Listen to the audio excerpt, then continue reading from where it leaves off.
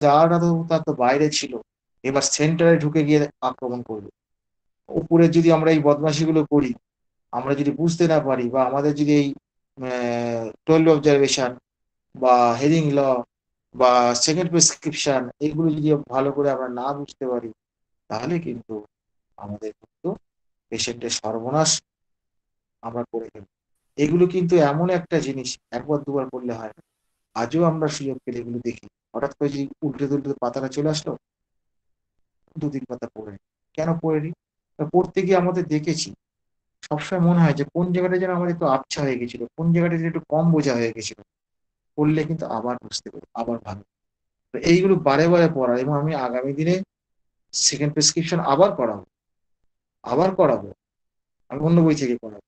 এগুলো আমার মাথায় আছে। আর এই বেসিক জায়গাগুলো যদি ভালো করে না তৈরি হয়, তাহলে আপনি যত বড়ই পণ্ডিত হন, আপনি কিচ্ছু করতে পারবেন না। হোমিওপ্যাথি প্রয়োগই করতে পারবেন না। প্রয়োগ তো করলেন, যা হোক করে ১ম টা হয়ে গেল। পরে আটকে যাবেন।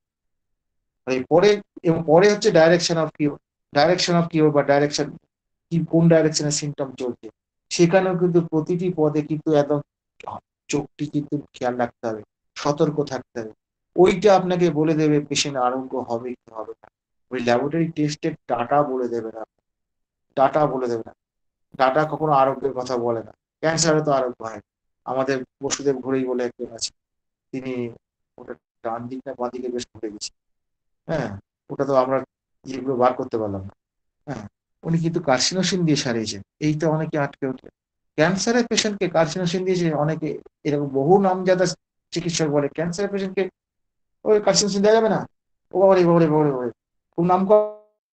এই নামটা আমি করতে চাই না, পাছে অশান্তি হয় বা তর্ক বিতর্ক হয়। এগুলো সবই হচ্ছে, বহু চিকিৎসক আছে যারা এরকম উল্টোপাল্টা মন্তব্য করে মানে আমাদের তরুণ শিক্ষার্থীদের গন্ডগোলে ফেলে।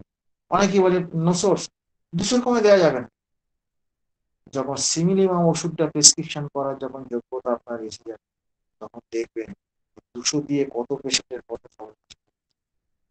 হুম, এগুলো এত ডিফেক্টিং ড্রাগ, যে ক্ষেত্রে কিছু, কিছু রোগের ক্ষেত্রে অ্যাগ্রাভেশন এর সম্ভাবনা থাকে।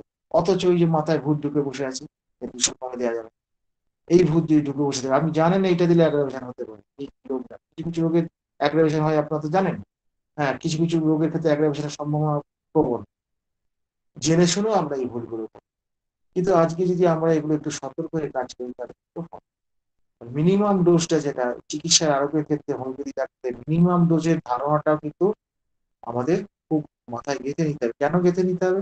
এই মিনিমাম ডোজও কিন্তু এখানে একটা ক্রিয়েটিভ জায়গা আছে।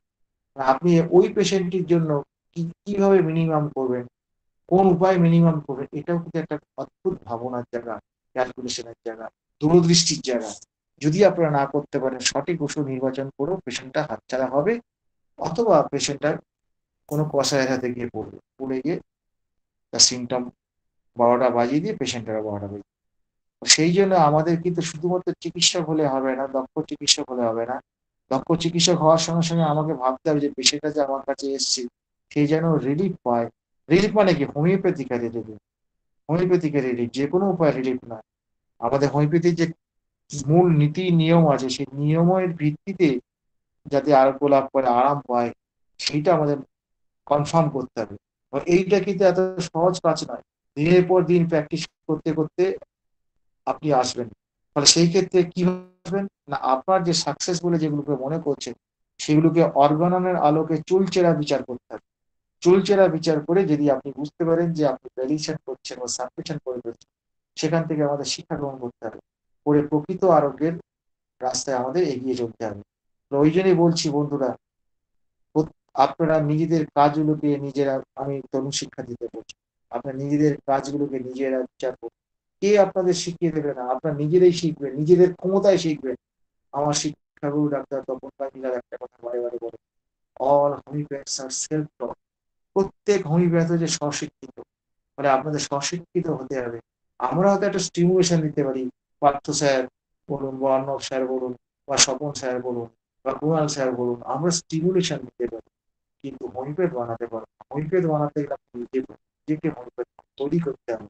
সেই মানসিকতা নিয়ে এগোতে হবে। তবেই আপনারা এগোতে পারবেন। আমরা শুধু একটা স্টিমুলেশন দেবো এবং সেই আলোচনাটি আমি এখানে করতে চাই বা করছি আমি। এই বলে আজকে আমার বক্তব্য শেষ করলাম। এইবার সিনিয়র আমাদের এখানে চিকিৎসক অনেকে উপস্থিত আছেন। তুমি দীপেন, তুমি পরপর সিরিয়ালি আচ্ছা স্যার।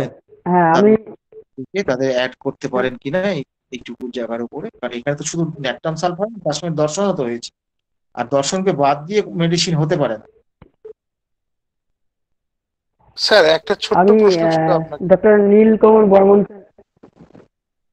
প্রশ্নোত্তর পর্বটা তো পরে, নাহলে লিখে দিন, লিখে দিন, এখানে লিখে দিন কি কি প্রশ্ন আছে আপনার, লিখে দিন। আচ্ছা, আমি ওনাকে বলছি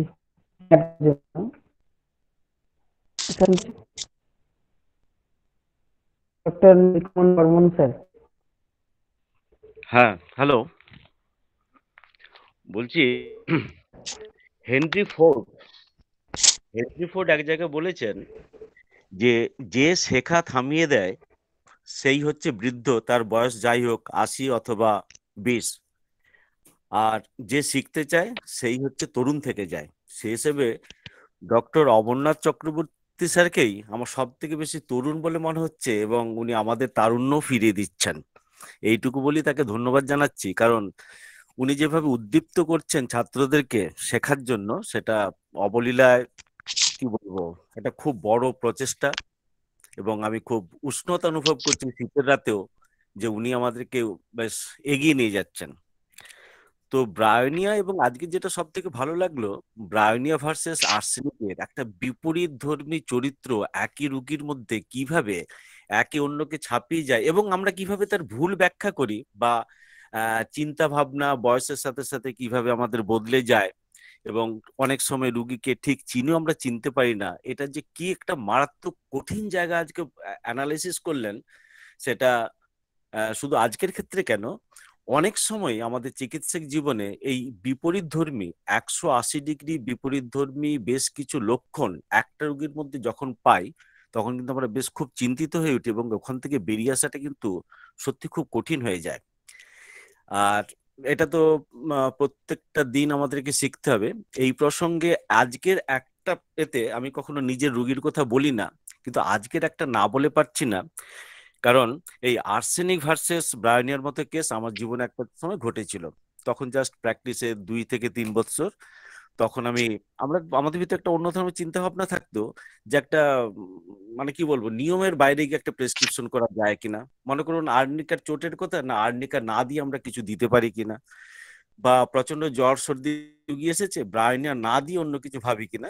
তো ঘটনাচক্র হয়ে গেছিল কি, তখন ওই জাস্ট 2-4 বছরের প্র্যাকটিস আমাদের এখানে একটা ঠিক পাঠান পাড়া বলবো না, এটাকে কি বলবো, কাবুলিয়ালারা যে জায়গায় এসে থাকেন আর কি, আমাদের এন্টালিতে ওখানে। তো ওখানে আমার বেশ কিছু কাবুলিওয়ালা পেশেন্ট আছে। তো হঠাৎ আমার ডাক পড়েছিল যে একটা ছেলে রোদ্রে রোদ্রে, ছেলে বলতে ওরা যেটা বলতে চাইছে সেটা হচ্ছে জাস্ট আমাদের একজন জুনিয়র এসেছে, সেও আফগানিস্তান থেকে এসেছে। তো তার অনেক দিন থেকে জ্বর সারছে না, বেশ কিছু ওষুধ দেওয়া আছে, যেহেতু আমি ওনাদের কয়েকজনেরই ট্রিটমেন্ট করেছি। তো আমার ডাক পড়েছিল, তো আমি গিয়েছিলাম। তো গিয়ে দেখলাম তারা ঠিক এখানে যেরকম ডরমেটরি, সেরকম সবাই একটা বড় ঘরের ভিতরে এক কোণে রান্না করে খাচ্ছে, কি আছে সেই লোটা কম্বল টম্বল সবকিছু নিয়ে আছে, তারা যেভাবে থাকে। তো যে ছেলেটা চিকিৎসার জন্য আমাকে ডাকা হয়েছিল, সেটা দেখলাম যে লেপ মুড়ি দিয়ে শুয়ে আছে, তার বয়স ওই 27-28 বছর হবে। কি হয়েছে না, জ্বর হয়েছে পুরো। রোগের ক্লিনিক্যাল ফিচারটা আজকে আমার মনে নেই, কিন্তু এইটুকু মনে আছে যে ওই 26-27 বছরের ছেলেটি শুয়ে আছে চুপ করে, চাদর মুড়ি দিয়ে, এবং আমি তার মুখের দিকে তাকিয়ে দেখলাম যে চোখের কোণ দিয়ে বেশ জল পড়ে যাচ্ছে। তো ভালো ব্যাপার, যেটুকু আমি হিন্দি বলতে পারি, আমি তার পাঠান ভাষা জানি না, আফগানিস্তানের ভাষা জানি না, আর ওরা আমাদের মতো করে হিন্দি বলে। তো তখন জিজ্ঞাসা করায়, একটু একটু ইনকোয়ারি করার পরে তখন ওই যে ভেবে যাচ্ছি, না ব্রায়োনি আমি দেবো না, জেলসিমি আমরা দেবো না, চুপচাপ বসে থাকলো, আমি কিন্তু অন্য কোনো ওষুধ দেবো না। খোঁজ নিতে গিয়ে জানলাম, কতদিন এসেছো ভাই, যখন খোঁজ টোজ নিলাম, যে আজকে 6-7 মাস আমি এসেছি, এবং তারপর থেকে আমি অসুস্থ, আজকে অসুস্থতাটা আমার সব থেকে বেশি। আরেকটু ইনকোয়ারি করতে গিয়ে জানলাম যে তুমি কাঁদছো কেন। যখন জিজ্ঞাসা করেছিলাম যে বকেছে কেউ, বা যে কাকা টাকা সব বলে, না এরকম তারা কেউ বলেনি, আমার খুব মনে একটা কষ্ট হচ্ছে। কি কষ্ট, দেশ ছেড়ে আছে বলে? বলছে না, আমার মেয়েটার বয়স আজকে প্রায় 3.5 থেকে 4 বছর, আমি দীর্ঘদিন মেয়েটাকে দেখতে পাইনি, আজকে 6 মাস আমি এখানে আছি, স্ত্রী এবং মেয়ে থেকে দূরে থাকার জন্য আমার খুব কষ্ট হচ্ছে। তো ভাবলাম তো জীবনে তো অমরনাথ স্যার আমাকে একটু ক্ষমা করবেন যে আমি মনে মনে করে এসেছি জীবনে তো প্রচুর ভুল প্রেসক্রিপশন করেছি, তো আজ না হয় আর একটা ভুল প্রেসক্রিপশন করাই যাক, ওকে 2টো ডোজ ইগনেসিয়া দেয়া যাক। মানে ওই জ্বরের কথা না ভেবে ওর মানসিক যদি যদি লেগে যায় লেগে যাবে, এ কথা ভেবেই কিন্তু তাকে ইগনেসিয়া 202টো ডোজ দেওয়া হয়েছিল। এবং তার 48 ঘন্টা পরে, মানে সোম বুধ শুক্র আমার চেম্বার, হয়তো সোমবার দিন দেখে এসেছি, তো বুধবার দিন খবর পেলাম যে 2টো ডোজ খাওয়ার পর থেকে সে বেশ উঠে টুটে বসেছে, তার কষ্ট নেই বা জ্বরটা নেই। এই যে এই যে জায়গাটা, মানে অমরনাথ স্যার যেটা বললেন যে আর্সেনিক ভার্সেস ব্রাউনিয়া, যে জায়গাটা আমার জীবনে কিন্তু ব্রাউনিয়া ভার্সেস ইগনেসিয়া। অতএব এই জায়গাগুলো হয়তো আমাদের ভাবা উচিত, হয়তো অন্য কোনো মেডিসিন দিলেও সেরে যেত। আসলে বয়সের সাথে সাথে আমাদের চিন্তা ভাবনাগুলো বদলায়, আর কোনটা ঠিক কোনটা বেঠিক আমরা কিন্তু কেউ জানি না। রুগী যদি বলে আছে ঠিক, তাহলে আমাদেরকে মেনে নিতে হয় আপাতত ভাবে যে আমার প্রেসক্রিপশনটা ঠিক ছিল, অন্তত সেই যাত্রা আমি উতরে দিয়েছি। তো সেই হেনরি ফোর্ডের সে একই কথা বলছি, যতদিন আমরা শিখবো, যতদিন আমাদের ভিতরে জানার ইচ্ছা ব্যাকুল থাকবে, আমরা হচ্ছি তরুণ। অতএব অমরনাথ স্যারকে আবার ধন্যবাদ জানাচ্ছি যে উনি আমাদের তারুণ্য ফিরিয়ে দিয়েছেন। নমস্কার। ধন্যবাদ স্যারকে, অনেক সুন্দর একটা তথ্য তুলে ধরলেন। আচ্ছা, হুম। আমি তপন ঘোষ স্যারকে অনুরোধ করছি কিছু বলার জন্য। ডক্টর আচ্ছা, তপন ঘোষ। প্রথমেই এক্ষুনি যিনি বললেন, খুব সুন্দর বললেন। হ্যাঁ, আহ, তাকে নিয়ে আমি একটু বলছি যে অ্যাকচুয়ালি আমরা কেস রেকর্ড করে বা সিমটমস নেবার পরে আমরা ইভ্যালুয়েশন করি। হ্যাঁ, ইভ্যালুয়েশন করতে গেলে যেখানে কজেশন বাদ দিয়ে তো কোনো মেডিসিন হতে পারে না। এখানে যে উনি ইগনেশিয়া দিয়েছেন, এ তো কজেশনই রয়েছে। কজেশনটা কি না, কজেশন হচ্ছে যে he is detach from his child. হ্যাঁ, এই যে সন্তান থেকে দূরে, এই জন্য তার অন্তরের যে কষ্টটা হচ্ছে, এটাই তো কজেশন। সেক্ষেত্রে সিমটমের থেকেও কজেশনের গুরুত্বটা আগে পেয়ে যায় যে কোনো ক্ষেত্রে, অ্যাকিউট হোক ক্রনিক হোক, আগে কজেশন। এক্ষেত্রে ইগনেশিয়া অবশ্যই ভালো ওষুধ। তবে এক্ষেত্রে আর একটা কথা বলার আছে, ওনার খুব কপাল ভালো যে রুগী একবারই সুস্থ হয়ে গেছে, কিন্তু একবারে সুস্থ নাও হতে পারতো, তার এটা টেম্পোরারি রিলিফও হতে পারতো। তার কারণ এখানে একটা মেনটেনিং কস্ট থেকে যায় যে সন্তানকে কাছে না পাওয়া। সেক্ষেত্রে কিন্তু যদি দেখা যায় যে বারবার রিল্যাপস করতেই পারে, তখন কিন্তু তাকে অবশ্যই সন্তানের কাছে ফিরে যেতে হবে। তা নাহলে কিন্তু তাকে আমরা সুস্থ করতে পারবো না। হ্যাঁ, এটা কিন্তু একটা বিশেষ গুরুত্বপূর্ণ জায়গা, এই মেনটেনিং কজ। হুম, এটা হয়েই যেতে পারে। আচ্ছা, আর একটা ব্যাপার যেটা এই হেড ইঞ্জুরির ক্ষেত্রে আমি একটু বলছি। আমি একটি পেশেন্ট পেয়েছিলাম, head injury, history of head injury. একতলা থেকে মাথার উপরে ইট পড়েছিল। হ্যাঁ, প্রথমে ওকে ট্রিটমেন্ট করেছিল আমাদেরই এক পরিচিত ডাক্তার, ডাক্তার মানিকলাল মাইতি। হ্যাঁ, ও সিমটম টিমটম দেখে ও কিন্তু নেট্টামসাল্প 1 ml দিয়েছিল পেশেন্টকে। মানিককে তো অমর সবাই চিনিস। হ্যাঁ, সবাই চেনে মানিককে, কিন্তু অত্যন্ত দুর্ভাগ্য যে মানিক হার্ট ফেল করে আমাদেরকে ছেড়ে চলে গিয়েছে। তা ও তারপরে যখন দেখলো যে না, তার মাথায় একটা ব্যথা থেকেই যাচ্ছে, ব্যথা কিছুতেই ব্যথা কমছে না, তখন ও কেসটাকে বললো যে আপনি আমার স্যারের কাছে যান, একটু স্যারকে একটু দেখিয়ে নিন। তখন আমার কাছে যখন কেসটা আসে, আমিও আবার কেস রেকর্ডিং করলাম, কিন্তু দেখা গেল যে ওর কিন্তু এই হেড ইনজুরির পরে তেমন কোনো মেন্টাল কোনো পরিবর্তন আসেনি বা কোনো মেন্টাল সিমটম কিছু গ্রো করেনি। নেট্রাম সেলফের ক্ষেত্রে বেশি আমরা দেখেছি যে যখনই হেড ইনজুরি হয়, সেক্ষেত্রে কিন্তু তার কিছু মানসিক অবস্থার পরিবর্তন আসে। এখানে কোনো অবস্থার পরিবর্তন আসেনি। আমি এটা, তবে মাথার একটা ব্যথা আছে পার্টিকুলার একটা পয়েন্টে। হ্যাঁ, ডরসাম অফ দ্য হেডের একটা পয়েন্ট ছিল, সেই জায়গাটায় হাত দিলেই ও প্রচন্ড ব্যথা অনুভব করছিল। আমি কিন্তু সরাসরি তাকে আর্নিকা মন্টেনা সিএম দেই। হ্যাঁ, আর একটা ব্যাপার যে জুনিয়র ডাক্তারদের জন্য একটু বলছি, সিনিয়রদের জন্য নয়, যে কোনো ইনজুরির ক্ষেত্রেই কিন্তু হায়ার পোটেন্সি ভালো কাজ করে। হ্যাঁ, সেটা মেন্টাল ট্রমা হোক বা ফিজিক্যাল ট্রমা হোক। হ্যাঁ, মেন্টাল ট্রমার ক্ষেত্রেও কিন্তু হায়ার পোটেন্সি ভালো কাজ করে, ফিজিক্যাল ট্রমাতেও তাই।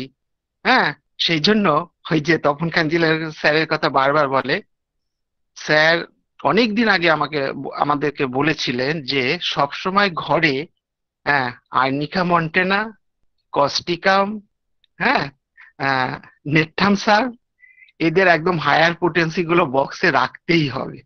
হ্যাঁ, ইনজুরির ক্ষেত্রে জন্য তারপরে ওকে আর্নিকা মন্টেনা সিএম দেবার পরে কিন্তু মোটামুটি ভাবে মাস দেড়েকের মধ্যে পুরো ব্যথাটা চলে যায়।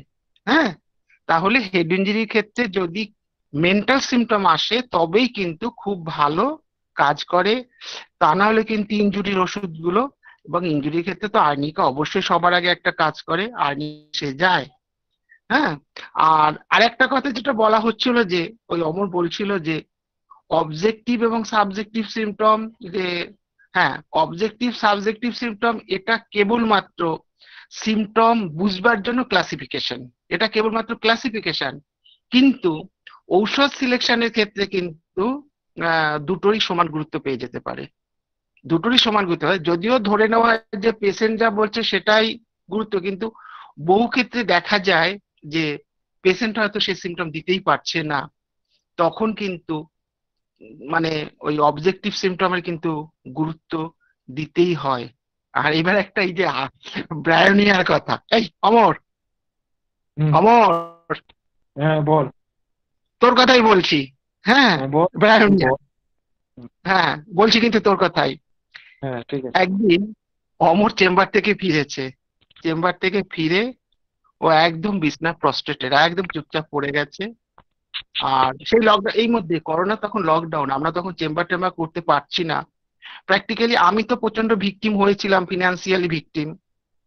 তা অমর এরকম একটা অসুস্থ হওয়া পড়াতে, হ্যাঁ মানে একদম কাছে জলজান্ত উদাহরণ ব্রায়োনিয়ার, অমর অসুস্থ হয়ে পড়াতে ওর মিসেস আমাকে ফোন করে, তপন দা কি করবে, এই ব্যাপার। আমি শুধু অমরকে জিজ্ঞেস করলাম, কারণ সেই সময় তো আমাদের প্র্যাকটিক্যালি প্রত্যেকে ফিনান্সিয়ালি হ্যাম্পার্ড। আমি ওকে জিজ্ঞেস করলাম এই জন্য কোনো কষ্ট ফষ্ট, এই জন্য কোনো ব্যাপার আছে কিনা। ও কোনো রকমে বললো যে না না তা নয়, ওর কথা বলতে ভালো লাগছে না। তখন ব্রায়োনিয়ার 200 খাওয়ানো হয়েছিল, এবং পরের দিন কিন্তু আমার পুরোপুরি নর্মাল হয়ে গিয়েছিল। হ্যাঁ, কাজেই মানে এই যে অবজারভেশন, হ্যাঁ, এই যে অবজারভেশন, এই অবজারভেশনটা কিন্তু আমাদের কাছে প্রচন্ড গুরুত্বপূর্ণ। হ্যাঁ, এবং সেটা কিন্তু একটা কথা বারবার আহ, বলতে হয়, সেটা হচ্ছে যে অবশ্যই সেটা লজিক্যাল হতে হবে। আর একটা ব্যাপার, ক্রনিক কেসের ক্ষেত্রে তো অবশ্যই তো মায়াজমেটিক অবস্থাটা দেখতে হবে। এখন অ্যাকিউট ডিজিজও কিন্তু, অ্যাকিউট এক্সারবেশন সেটাও কিন্তু এই মায়াজমেটিক কজ। হ্যাঁ, আর এই নেটটাম সালফ যেটা পড়া হচ্ছে এটা একটা অপূর্ব ড্রাগ। হ্যাঁ, এবং নেটটাম সালফের ভেতরে আমরা মানে সাইকোটিক মায়াজমের যে সিমটম গুলো এত প্রমিনেন্ট, যেটা কিন্তু থুজা বা মেডোরিনামও কিন্তু আমরা সেই সিমটম গুলো পাই না। মেডোরিনাম পড়তে গেলে অনেক সময় মনে হয় যেন সালফার। বহু মেডোরিনামের পেশেন্টকে সালফার এবং নেট্টামিউর থেকে আলাদা করা খুব কষ্টকর হয়ে পড়ে মেডোরিনামে, যদি এটা একটা বড় সাইকোটিক। এবং থুজাটাও কিন্তু কিং অফ সাইকোটিক বটে, কিন্তু এত প্রমিনেন্ট সেন্টার, বিশেষ করে কেন যে এক্ষুনি পড়া হচ্ছিল, কেন যে আরো আমরা পরে পড়বো, পরে আরো যে রয়েছে, এই মেডোরিনাম কিন্তু একটা অতি অদ্ভুত মানে সাইকোটিক মায়াজমের মেডিসিন।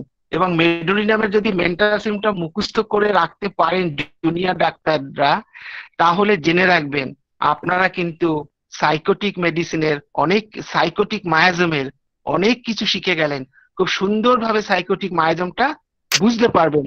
যেটা কেন্টের, থুজাতে তো কেন্ট খুব কমই আলোচনা করেছেন, মেডোরিনামও খুবই কম। হ্যাঁ, কিন্তু নেটটাম সালফ কিন্তু অনেকটাই বলেছেন এবং সাইকোটিক মেডিসিনের ভেতরে।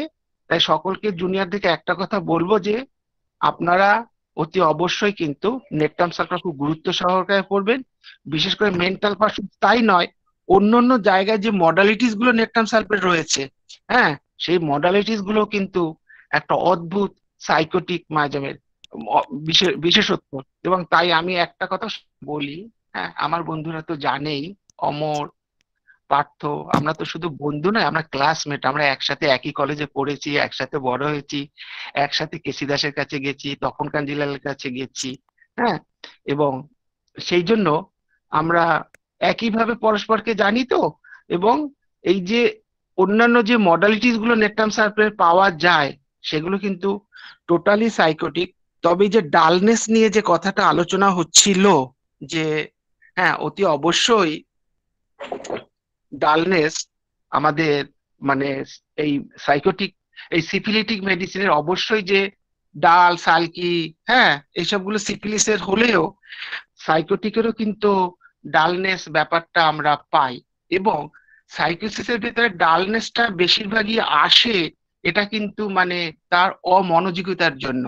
সে মনোযোগ দিতে পারে না, সে মনোযোগ দিতে পারে না বলেই সে খেই হারিয়ে ফেলে। হয়তো একটা একটা জিনিস পড়তে, সে পড়তে পড়তে সে অন্য জগতে চলে গেল, একটা সিমটম বলছে সে বলতে বলতে অন্য জগতে চলে গেল। সেই জন্য সে কি হচ্ছিল না হচ্ছিল সেই জায়গাটা সে বুঝতে পারে না বা রিয়েলাইজ করতে পারে না। যার জন্য কিন্তু সাইকোটিক মেডিসিনের ভেতরেও একটা, সাইকোসিসের ভেতরে কিন্তু একটা ডালনেস ব্যাপারটা থেকে যায়।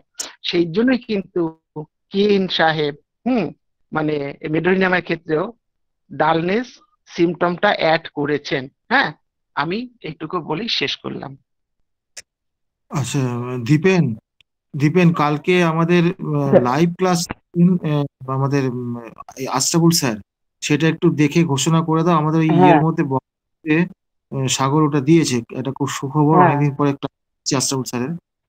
হ্যাঁ, এটা স্যারই লিখে পাঠাইছে স্যার। হুম, ওটা আচ্ছা, হ্যাঁ ওটা পড়ে শুনি। ঘোষণাটা সকলে পোস্টটা করে দিবেন যার যার ফোনে। আচ্ছা, হ্যাঁ আগে আমি করো, আমরা শেয়ার। ঘোষণাটা আমি করেছি। আচ্ছা, কালকে 29শে নভেম্বর সোমবার আমাদের শ্রদ্ধেয় ডক্টর আশরাফুল হক স্যারের ফেসবুক লাইভ পেজে, আমাদের যে হোমিও দর্পণ পেজ আছে সেই পেজে লাইভ লাইভ আসবেন স্যার। অ্যাব্রোটেনাম ওষুধ নিয়ে আলোচনা করবেন, সকলে উপস্থিত থাকবেন, আমন্ত্রণ রইল সকলের প্রতি।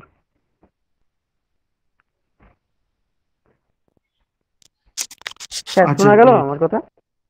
হ্যাঁ এই যে হ্যাঁ এটা আমার ঢুকবো কোথা দিয়ে? এই যে নিচে যেটা, এই যে HTTP কি সব আছে যেন, এইটা টিপে এটা তো উড়ে যাবে একটু পরে। জি স্যার, ওটাই আমাদের দর্পণ গ্রুপ। আর ওটা তাহলে তুমি একটা দিতে পারবে না, লিংক ফেসবুকে অ্যাড করতে পারবে না? ফেসবুকে অ্যাড করে দাও, অ্যাড করে আমরা ওখান থেকে শেয়ার করে নিতে পারবো। ওটা 12টা বাজলে যে করে দেবো স্যার। আচ্ছা ঠিক আছে, ঠিক আছে, ঠিক আছে, ঠিক আছে। এখন কন্টিনিউ করুন দীপেন স্যার। হ্যাঁ স্যার, আরো আমি অনেক ডক্টর স্যার পার্থপ্রদীপ চৌধুরী স্যারকে অনুরোধ না করছি আমি কিছু এক্ষুনি কিছু বলার। বলবো না, আমি শুধু ওই তপনকে বলবো যে অমরের যে চিকিৎসাটা করলো ব্রায়োনিয়ার, ওর একটা সিমটমস দেখালো, তা আমরা কি একটা সিমটমস থেকে প্রেসক্রিপশন করবো? ওটা ডিটেল করতে বলছি। না, ওটা নড়াচড়া করতে পারছিলাম না, নড়াচড়া করলে মাথা না সে তো নড়াচড়া করতে পারছিল না, বনবন করে ঘুরছিল মাথা। শুধু শুধু নড়াচড়া এইটুকু? করে ওকে ওকে উঠে বসতে বলেছি, বসে বলতে বলেছে, তাও বলতে পারছে না, পড়ে গেছে, শুয়ে পড়েছে। শুধু এইটা মানে দেখেই? স্লাইট নড়াচড়া কষ্ট হচ্ছিল। হ্যাঁ, কথা তো বলছি বলছি slight শুধু এইটুকু দেখেই? আমি বলছি কি শুধু এইটা দেখেই, না আর এই কিছু? যে কথা বললেও তার যত কষ্ট হচ্ছে, কথাটা পাচ্ছে না, আর এর বাইরে অন্য কিচ্ছু পাওয়া যায়নি। হ্যাঁ, কথা তাহলে বলতে এই পারছে না, মাথাটাও তুলতে পারছে না। হ্যাঁ, তাহলে এখানে মোডাস অপারেন্ডি কোথায় গেল? আমি তো সেটাই হ্যাঁ, ভাবতে পারছি না। হ্যাঁ, তাহলে এই সিমটমস এর, এই যে অমর বললো মোডাস অপারেন্ডি, আমরা সিমটমসটাকে তো চিনবো কিভাবে? সিমটমসটা কিভাবে হলো না হলো, এই যে ব্রায়োনিয়ার সাথে আর্সেনিকের যে তুলনামূলক আলোচনাটা হলো, কজেশন তারপরে পাওয়া তো যায়নি সেই এখানটায় কোনো কজেশনই কিছু পাওয়া যায়নি, কোনো কজেশন কিছু ছিল না এখানটায়।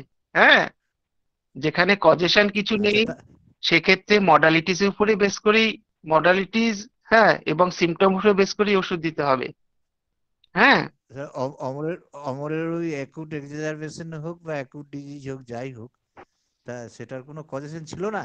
না কোনো কজেশন না, কয়েশন পারা যায়নি, আমি ধরতে পারিনি কিছু। কিচ্ছু বল, আমি কিচ্ছু পাইনি, আমাকে জিজ্ঞেস করেছিলাম, ও বলতে পারছে না না কথা, সে তো বলে মুখ খুললে কষ্ট হচ্ছে। হ্যাঁ, আমি এই যে সব- মর্টালিটিস, হ্যাঁ আমি জানিস, আমি ওই বাস স্ট্যান্ড থেকে যে আমি কিভাবে হেঁটে হেঁটে এসছি আমি নিজেই জানি না। হ্যাঁ হ্যাঁ, ও বললো যে কি ওর হলো? ভেতরেও তো নেই, ওর ভেতরেও ছিল আমরা না। সাধারণত দেখি যে acute exacerbation of chronic disease হোক বা অ্যাকিউট ডিজিজ হোক, ইউজুয়ালি তার একটা এক্সাইটিং কজ থাকে। তা সেইখানেতে আমরা কিছুই পেলাম না, এইটাই তো সব থেকে অবাক বিষয়। মানে হ্যাঁ তো আমি নিজে হ্যাঁ। আমি ধরতে পারিনি, জানিস তো, আচ্ছা, আমি কোনোভাবে এছাড়া বুঝতে এছাড়া হ্যাঁ বুঝলাম, এটা নয় মডালিটিস হলো। তা ব্রায়োনিয়ার যেটা, ওর যে জার্নি যেটা বলা হয়, ব্রায়োনিয়া ওষুধটা একটা অ্যাকোনাইট বেলেডোনার মতো সাডেন অনসেট তো হয় না, সেটা একটা ধীর গতি দিয়ে তো শুরু হয়, আর সবকিছু তার ড্রাইনেস থাকে। তাছাড়া তার আর ওই থাস্ট এইসব দেখে তো আমরা আর একটু ক্লিয়ার করবো, আমরা টার্মস গুলো তো পেলাম না ওটা এখানে। তো আমাদের মডালিটি এটা তো মেবি অ্যাকিউট এটা তো অ্যাকিউট অবস্থাতে, যে- অ্যাকিউট অবস্থাতে ফার্স্ট হচ্ছে একটা ফিজিক্যাল জেনারেল, অ্যাকিউট অবস্থাতে ফিজিক্যাল জেনারেলের থেকে তার মডালিটিস এর গুরুত্ব অনেক বেশি। হ্যাঁ, সে অ্যাকিউট ঠিক আছে। অবস্থাতে, হ্যাঁ আমরা এবং আমরা আমরা এগুলো কোয়ারিজ করি নাই কি করেছি, কিছু পেয়েছি হ্যাঁ নাকি পাইনি, সব সেইটা কিচ্ছু করে পাওয়া যায়নি, কিচ্ছু পাওয়া যায়নি। ব্রায়োনিয়াস হ্যাঁ, কিচ্ছু পাওয়া যায়নি, কিন্তু এতটা কষ্ট, অন্তত তার সেই অবস্থাতে ট্রাঙ্ক, মডালিটিস এর উপরে বেস করে ওষুধ দিতে হয়েছে, না দিতে না হয়। সেটা ঠিক হয়েছে, এটা সাকসেসফুল কেস সব নাই, কিন্তু আমরা এই কেস থেকে আমরা বুঝবো কিভাবে? আমরা তো জুনিয়র, আমাদের তো শিখতে হবে। তাহলে ব্যাপারটা তুই আমরা জুনিয়র। হ্যাঁ, তুই না না জুনিয়র না। শিখছি, জুনিয়র। হ্যাঁ, তুই না না, জুনিয়র। হ্যাঁ, আর বয়স হলে কি হবে, আমি জুনিয়রই আছি। না আমার এখন অনেক কিছু শেখার বাকি। একদম আচ্ছা, মানে পার্থ সেটাই, একটা একটা কথা বলছি স্যার, বলবো? বলুন পার্থ, বলুন, হ্যাঁ বলুন। হ্যাঁ স্যার তো এই জায়গাটা বলে দিয়েছেন একটা জায়গা, আমি একটু জানতে চাইছি। Dullness of mind and excitability, এই জায়গাটা আলোচনা হলো সিফিলিস বলে ডালনেস মাইন্ড, কিন্তু আবার পাশে এক্সাইটেবিলিটিটা দিয়েছে, আমি কেন রেপার্টরি দেখলাম এক্সাইটমেন্ট এক্সাইটেবল রুব্রিক্সে কোথাও আমি নেট্রামসাল পেলাম না। আবার এই ব্যাপারটা আমার মাথা ঘামাচ্ছে যে এটা কি তাহলে সোরা ওই তো সোরা সিফিলিস কম্বিনেশন না কিভাবে ধরবো? না, ওই তো এক্সাইটেবলটা তার- শরীর ফেনোমেনা, মোরাললেস বেশিরভাগ ক্ষেত্রে। কিন্তু আরে কেন এক্সাইট তো রেপার্টরিতে ধরেনি তো, 40 পৃষ্ঠায় মাইন্ডে এক্সাইটমেন্ট যেটা আছে না ওখানে না, নেই। এক্সাইট এগুলো তো ঠিক ঠিক ওইটুকু উপরে হবে না, এইটাকে আর একটু বিশ্লেষণ করা দরকার হবে আমাদের রুগীর কাছ থেকে। সেইখানেতে সেটা আমরা সরি করব না, এটা সাইকোসিসও হতে পারে, কোন প্রেক্ষিতে সেইটা আমাদের তো বুঝতে হবে। এখন আচ্ছা তারপরে এই যে রেগে গেল বা তার একটা এক্সাইটমেন্ট হলো, তার প্রকাশটা সে কিভাবে করছে, সে কি ভাবছে বিষয়টা নিয়ে, এই সবগুলো যখন আমরা আর একটু বিশ্লেষণ করব ওই সিমটমসটাকে নিয়ে কোয়ারিজ করব, তখন সেইটা আমাদের কাছে আরো ক্লিয়ার হবে। এই যে ন্যাট্রামসালি তখন অমর যেটা বললো যে কেন রেপার্টরিতে নেই অথচ মেটামেডিকাতে রয়েছে, ফ্যাক্ট এটাই। তা সেটা ওখানে ইনক্লুড হয়নি, তাহলে তো ম্যাথমেটিকাতে রয়েছে, এটাকে আমরা অস্বীকার করবো, তাহলে আমরা ম্যাথমেটিকা অ্যাকচুয়ালি থেকে আমরা রেপার্টরিতে পুট করে দেবো। হ্যাঁ, কি হয়েছে? আচ্ছা, রেপার্টরির যে ব্যাপারটা, অ্যাকচুয়ালি রেপার্টরি কিন্তু স্বয়ংসম্পূর্ণ নয়। হ্যাঁ, আর রেপার্টরি কিন্তু সবসময় একটা বলা যায় যে এটা কিন্তু একটা ইনকমপ্লিট ম্যাটার। হ্যাঁ, যার জন্যে আহ, যখন আমরা নূতন করে কোনো সিমটম পাই না কেন, বহু সিমটম দেখা যায় যেটা মেটেরিয়াতেও নেই, রেপার্টরিতেও নেই, অথচ আমরা ওষুধ দিলাম, ওষুধ দেওয়ার পরে রুগী সুস্থ হয়ে গেল, সেই সিমটমটা তার চলেই গেল, কষ্টটা চলেই গেল, সেটা কিন্তু আমাদেরকে রেপার্টরিতে অ্যাড করে নিতে হয়। এই জন্য কিন্তু রেপার্টরি বইয়ের, মানে রেপার্টরি বইয়ের পরের দিকে কেটে ওখানে কিছু জায়গা রাখা থাকে, জায়গা রাখা আছে, বহু রেপার্টরিতে জায়গা রাখা আছে। সেটা কেন না, সেটা ওই অ্যাড করবার জন্য। আর এই অ্যাডের ব্যাপারটা অমরের থেকে ভালো বোধহয় কেউ করেনি। অমরের রেপার্টরি দেখলে বোঝা যাবে যে কি আন্দাজে রেপার্টরির জন্য পরিশ্রম করেছে, সব রেপার্টরি কেন্টের মধ্যে ঢুকিয়ে দিয়েছে। হ্যাঁ, এই জায়গাগুলো করতে হবে। হ্যাঁ, শুধু অমর কেন্টের আমার খুব এটা তো কাছের বন্ধু তো। বনি অমর আমার খুব হোসেন কাছের এইটাকে বন্ধু। বনি হোসেন এই জায়গাতে একটা 4 নম্বর করলেন এই ক্লিনিক্যাল সিমটমস দেখে। এইটা তো ঠিকই, এইভাবে এন্টিস্ট হয়। আর এখন তো ফিলোজফিটা খুব ভালো বলছে, ম্যাথমেটিকা খুব ভালো বলছে। আমরা এক সময় তো মানে রেপার্টারি তো মাস্টার ছিল, রেপার্টারি দেখেই সবকিছু করে ফেলতো। আমি সব শিখে গেছি, আমি সব শিখে গেছি, রেপার্টরি এত হ্যাঁ, শিখেছি তো আমি সব শিখে গেছি। হ্যাঁ, হ্যাঁ, কিন্তু না, আহ, অমরের একটা প্রচন্ড আগ্রহ ছিল সেই সময়, রেপার্টারির উপরে একটা বিশাল দখল অর্জন করেছিল অমর, এটাকে একদম অস্বীকার করা যাবে না। কিন্তু রেপার্টরি কিন্তু সুপ্রিম অথরিটি নয়, সুপ্রিম অথরিটি হচ্ছে মেটেরিয়া মেডিকা। আর এখন তো মেটেরিয়া মেডিকাও লাগে না, এখন তো অর্গানন আর ফিলোসফি দিয়ে মেডিসিন সিলেকশন হয়ে যায়। হ্যাঁ, হ্যাঁ, এই জায়গাটায় আসাটা অত সোজা নয়, এই জায়গাটা আসতে গেলে। হ্যাঁ, আর হ্যাঁ, রেপার্টারি তো আমি তো রেপার্টারি একটা লিখতেই গেছিলাম, আমি তো রেপার্টারি একটা পাবলিশ করবো ভেবেছিলাম, আমার যা তৈরি আছে মেটেরিয়ালস। হুম, হুম, কিন্তু তপন কাঞ্জিলাল আমাদের স্যার এমন ভুল কয়েকটা ধরে দিলেন, ওর ফালতু ছাপিয়ে ওখানে তোর ওই পয়সাটা নষ্ট করবি কেন, ওটা কাজে হুম, রেখে দে, চিকিৎসার কাজে লাগে। হুম, হুম, এমন কিছু এমন পয়েন্টে ভুলটা ধরেছেন, তখন দেখলাম না, এ তো করে লাভ নেই কিছু। তা উনি ওটা আমাকে ডিসকারেজ করার জন্য করেনি, তুই পরিশ্রমটা করেছিস ঠিক আছে, শুধু ওই রেপার্টারি নয়, কয়েকটা রেপার্টারি নয়, তার সঙ্গে তো প্রায় গোটা 20-22 মেটেরিয়ামেডিকাও তো ছিল। মেটেরিয়ামেডিকাও তো আমি ওখানে সব জয়েন করেছি। আমি যে ভুলটা করেছিলাম, মেটেরিয়ামেডিকা যে জয়েনটা করেছি ধর, সেই মেটেরিয়ামেডিকা কোন মেটেরিয়ামেডিকা থেকে জয়েন করেছি সেই নামটা আমি ওখানে লিখে, এটা একটা মারাত্মক ভুল। আমাকে সোর্স না দিতে বলে আমার পাবলিশ করে তো লাভ নেই। হ্যাঁ, হুম, ওইটা একটা হুম। মারাত্মক ভুল, যেটা কাঁচা হাতের কাজ হয়ে গেছে আমার। না, তা আমি এভিডেন্সটা ভীষণ দরকার। আমি কোথা থেকে নিলাম এটা? কোথা কে থেকে দিল নিলাম? আমাকে? হ্যাঁ, এবার ধর এভিডেন্স এবার দরকার।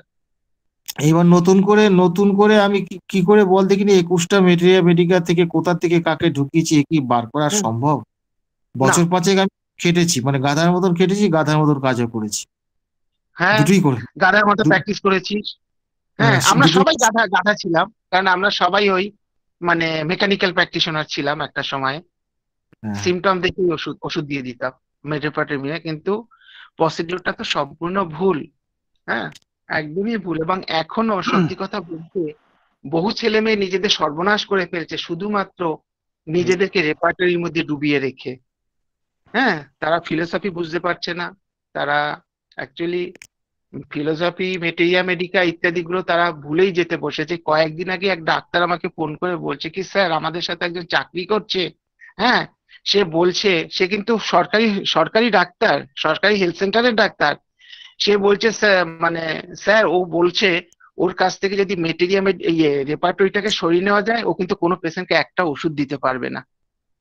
এইরকম অবস্থা তৈরি হয়ে গেছে রেপার্টরি ঘেটে ঘেটে।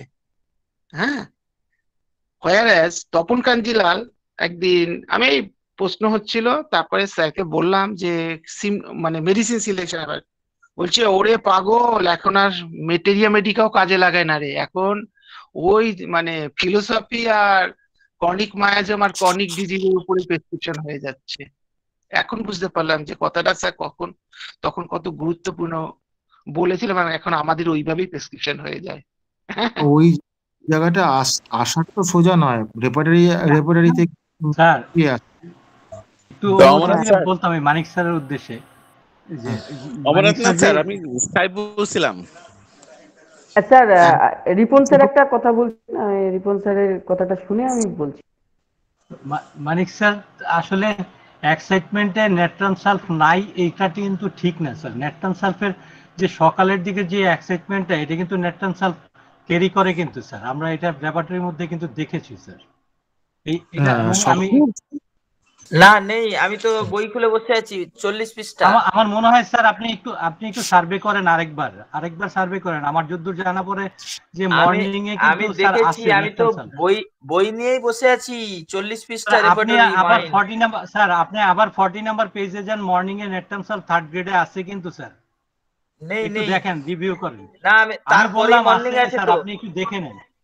না না, রিপন স্যার হ্যাঁ, ঠিকই বলছেন, এটা মর্নিং এ আছে, থার্ড মর্নিং গ্রেডে আছে, থার্ড আছে গ্রেডে। আছে আছে স্যার আমি মর্নিং তো হ্যাঁ, বলছি থার্ড থার্ড গ্রেডে। গ্রেডে, আমি বলি নাই যে সে ফার্স্ট। আর মেডিসিনের first grade, second grade, third grade গুলো ইস্যু না, ইস্যু হচ্ছে যে মেডিসিনটা আসলে ওই প্রবলেমটাকে কভার করে কিনা।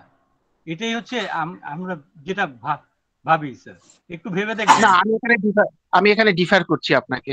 হ্যাঁ, আমি এখানে ডিফার করছি যে ফার্স্ট গ্রেড, সেকেন্ড গ্রেড আর থার্ড গ্রেডে ডিফার করে কিনা। অ্যাকচুয়ালি হ্যাঁ, মানে না রেপার্টরি। স্যার, একটা জিনিস হ্যাঁ, হচ্ছে কি কোনো একটা মেডিসিন, স্যার আমি বলি মেডিসিনের ড্রাগ পিকচারটা যদি আমরা পেয়ে যাই, সেই ক্ষেত্রে যদি দেখি থার্ড গ্রেডেও মেডিসিনটা আছে যে কোনো একটা এক্সাইটিং কজে, তখন কিন্তু স্যার আমরা ওই মেডিসিনটাকে সিলেকশনে নেই কিন্তু স্যার। এখানে কিন্তু না, বিষয় হচ্ছে একটা সিমটমের প্রতি তো একটা মেডিসিন হয় না ইভ্যালুয়েশনে না না না স্যার, করতে গিয়ে আমি সেই কথাই বললাম যে ড্রাগ পিকচারটা নেটটাল সার্ফেস, ধরেন মাথার মধ্যে বাড়ি খেলো, তার যে এক্সাইটমেন্ট দেখা দিল, সেই উত্তেজনাকর একটা অবস্থা কিংবা তার যে চেঞ্জেসটা আছে স্যার, যে কথাটা আপনি কিছুক্ষণ আগেই বললেন যে নেটটাল সালফ দেওয়ার পরে রোগীটার মধ্যে আমি কোনো মানসিক পরিবর্তন দেখতে পেলাম না, কোনো চেঞ্জেস যে আপনি বললেন স্যার, সেই জায়গা থেকেই বললাম এই কথাটা, যার কারণে আপনি পরে আর্নিকা মানে হায়ার পোটেন্সি দিয়ে তাকে বেশ ভালোভাবে রিকভার করে আনলেন।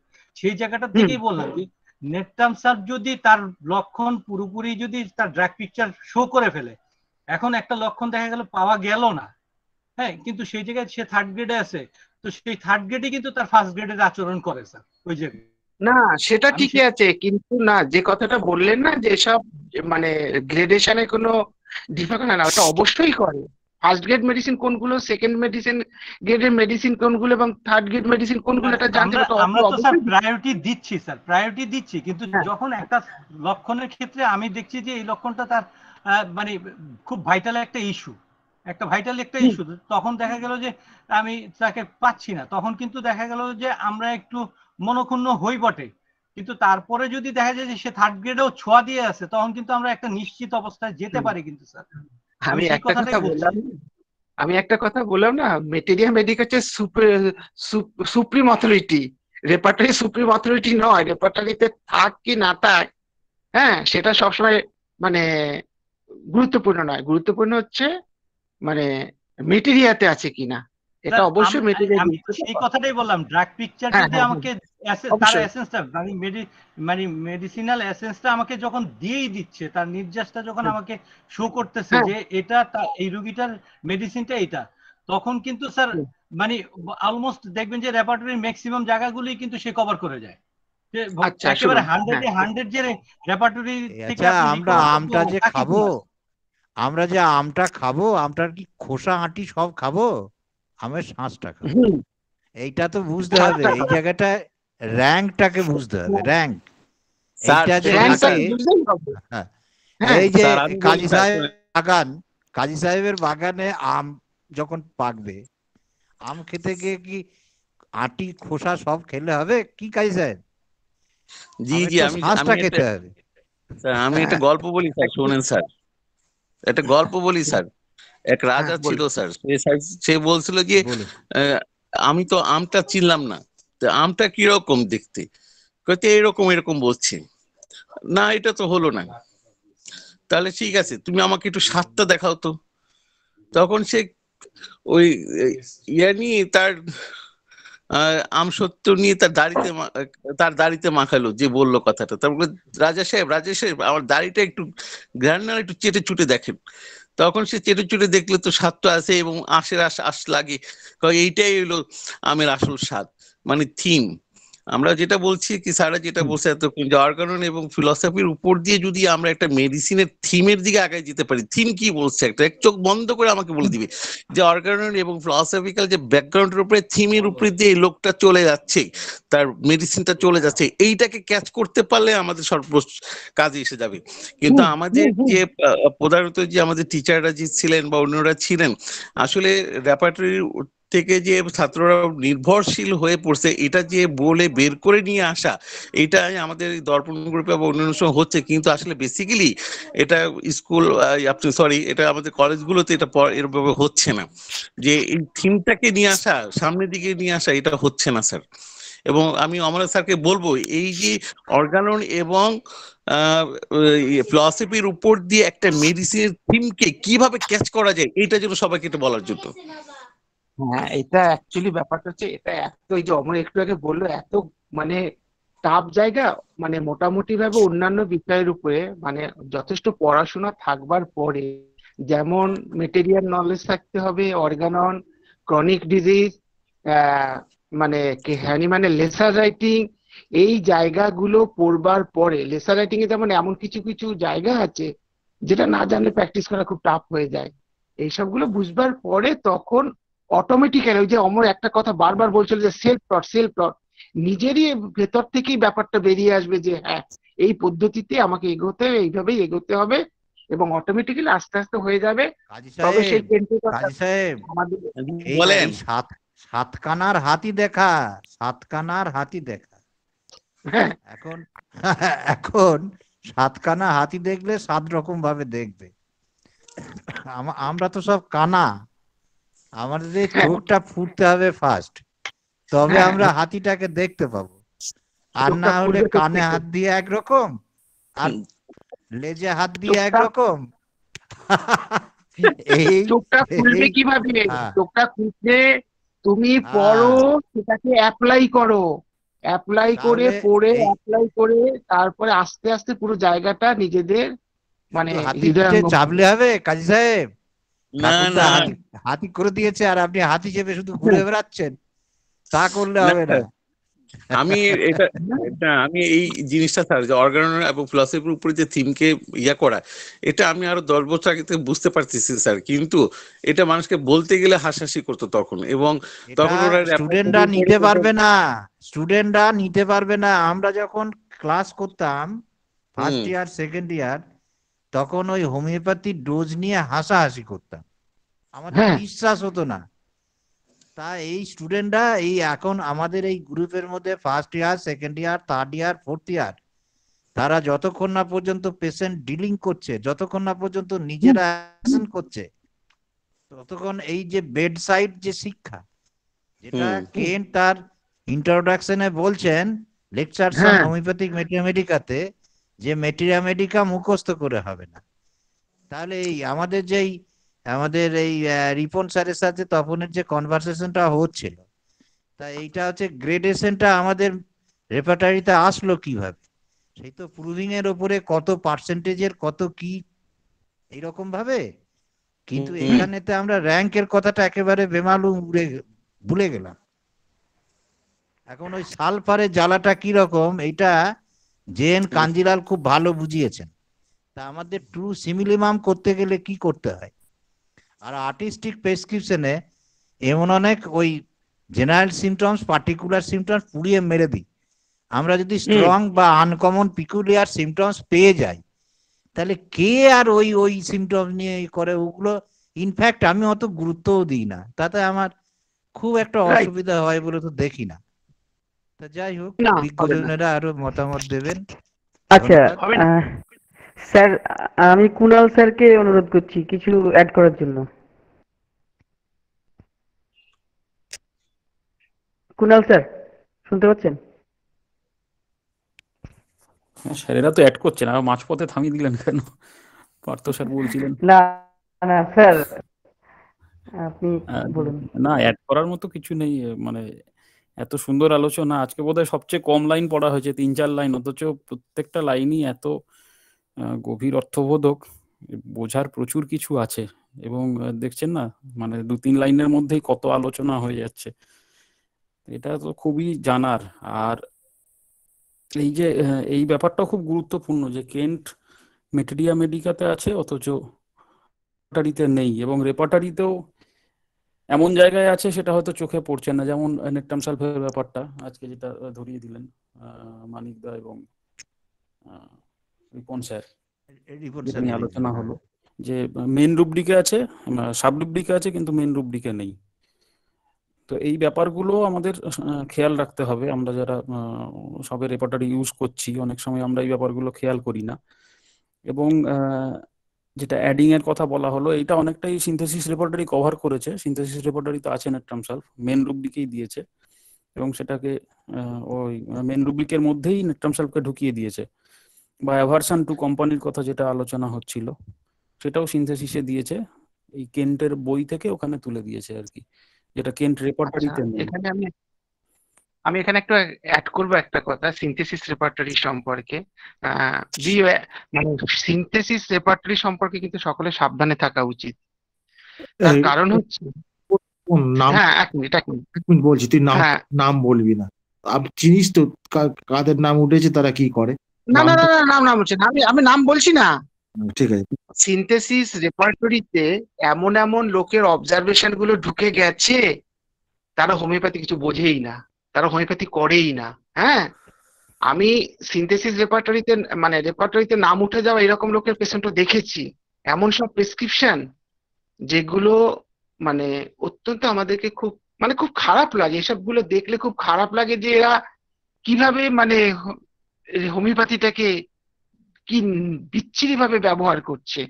হ্যাঁ, এই রেপার্টরি অ্যাকচুয়ালি ব্যাপারটা হচ্ছে, আমি একটা এরকমই একজনের পেশেন্ট দেখছিলাম, সে 5 বছর ধরে একটি ব্রেস্ট টিউমারকে বেলেডোনা খাইয়ে যাচ্ছে, কারণ ওই রেপার্টরি দেখে দেখে দেখে দেখে রেপার্টরি, আর তার সঙ্গে এখন যেটা যুক্ত হয়েছে মানে ওই আরো অনেক কিছু যুক্ত হয়েছে এখন, যে মানে ওই যে আমাদের কি বলে ওই মানে কম্পিউটারাইজড হোমিওপ্যাথি। হ্যাঁ, ওরা এইসব ওরা আরো করতে গেলে কিন্তু হোমিওপ্যাথি শেষ হয়ে যাবে, হোমিওপ্যাথি কিন্তু ফুল প্রেসক্রিপশন হবে না। 5 বছর ধরে কম্পিউটারাইজড হোমিওপ্যাথি করে বেলেডোনা খাইয়ে গিয়েছে, পরবর্তীকালে দেখা গেল অ্যাকচুয়ালি কেসটা কার্সিনোসিনের পেশেন্ট। সেই আর সিনথেসিস এই ব্যাপারটা কিন্তু মাথায় রাখতে হবে, এমন এমন লোকের সব অবজারভেশন সিনথেসিস রেপার্টরিতে ঢোকানো হয়েছে যার কোনো মানে বিশ্বাসযোগ্যতাই নেই। সেই জন্য সব থেকে বলবো যে মেডিসিন সব না থাকলেও কেন্ট রেপার্টরি হচ্ছে কমপ্লিট রেপার্টরি, এবং এখানে কেবলমাত্র পলিক্রেস্ট মেডিসিন গুলো স্থান পেয়েছে। কেন্ট কিন্তু সব মেডিসিন দেননি, কেবলমাত্র পলিক্রেস্ট। হ্যাঁ, সেই জন্য কেন্ট রেপার্টরি ফলো করতে গেলে কিন্তু আমাদের ভুলটা অনেক কম হবে। হ্যাঁ, কেন্টটাই তপন হচ্ছে স্যারকে বেস্ট ধন্যবাদ স্যার, মানে একটা মানে অসাধারণ একটা কথা বলেছেন। সিনথেসিসে এমন কিছু লক্ষণ মানে আছে বা এমন কিছু ওষুধের বিষয় আছে যেসব ওষুধগুলোর প্রুভারের কোনো খবর নেই, পত্রিকার মধ্যে একটা ফিচার পাইছে, ওইটাও তারা ইনক্লুড করে শুধু পত্রিকার নাম জার্নালের নাম লিখে দিছে। এই ধরনের কেস বহু বহু আছে, শুধু একটা দুটো না, অসংখ্য অনেক রিপন স্যার, অসংখ্য অসংখ্য অসংখ্য আছে। রিপন এটা কিন্তু সিনথেসিস ব্যবহারের ক্ষেত্রে এই সাবধানতাটা সকলেরই জানা উচিত বা থাকা উচিত। আর স্যার, কুণাল স্যারের বদলতে আরেকটা কথা মানে আমি একটু অ্যাড করতে চাচ্ছিলাম, যদি অনুমতি দিতেন। সেটা হচ্ছে যে স্যার, এই যে এই নেট্রাম সালফের এক্সাইটমেন্ট যে রুব্রিকটা যেমন মেইন রুব্রিকটা নাই অথচ সাব রুব্রিকের মধ্যে আছে, স্যার এইরকম ক্যান্টের মধ্যে অসংখ্য রুব্রিকে মানে অসংখ্য রকমের এই ধরনের মানে আমরা উদাহরণ দেখি, এক্সাম্পল দেখি। যেমন ধরেন যে যেমন অ্যাব্রোটেনামের আমরা যদি হর্সনেসের বয়েজ হর্সনেসের মধ্যে যাই, দেখি যে মূল হর্সনেসের মধ্যে পাবেন না, কিন্তু সাডেন হর্সনেস যেটা আছে, সাডেনের মধ্যে দেখবেন অ্যাব্রোটেনাম আছে। তাইলে স্যার এইগুলো কিন্তু স্যার যে বিশেষ করে ক্যান্টের যে ইয়াটা মানে এই রেপার্টরিটা, এটা কিন্তু অনেক ক্ষেত্রে একেবারে আমার কাছে লাগে যে মোর অথেন্টিক। এখানে ব্যাপারটা হচ্ছে যে আমরা যদি বুঝতে পারি যে তার সাথে ফিলোসফিটাকে কিভাবে কন্ট্রাস্ট করব বা এটারে ক্রস ম্যাচিং করব, কিংবা ম্যাট্রিয়ামিটিকে কিভাবে ক্রস ম্যাচিং করব, যে বিষয়গুলো অমরনাথ স্যার এই যে হোমিও দর্পণে তুলে আনতেছেন বারবার বিষয়টাকে, এটা বুঝতে পারলে কিন্তু এই রেপার্টরির ইউজটা মানে অসাধারণ একটা কম্বিনেশন কম্বো হবে স্যার। এটা মানে আমি যেটা বলতে চাচ্ছিলাম যে এই জায়গাটা আমাদেরকে আরো ভালো একটু ভাবে বোঝা উচিত স্যার, আমার মনে হয়। রেপার্টরি কিভাবে ব্যবহার করতে হবে এই জায়গাটা একটু আলোচনা হওয়া দরকার আছে, যে রেপার্টরি মেটেরিয়া এবং অর্গাননের ভিতরে সম্পর্কটা কোথায়, পার্থক্যটা কোথায়, কোনটাকে কিভাবে ব্যবহার করব, অবশ্যই এটা আলোচনা হওয়া দরকার।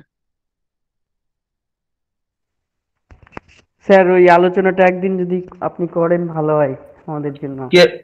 না নাহলে তপন বাবু বলুন কে সবচেয়ে আপনাদের টিমে ভালো করতে পারবে, আপনার প্রস্তাবটাই আমরা মেনে নেব। এটা তপন পারবে, তপনকে দেওয়া হোক, এটা তপনই পারবে, খুব ভালো পারবে।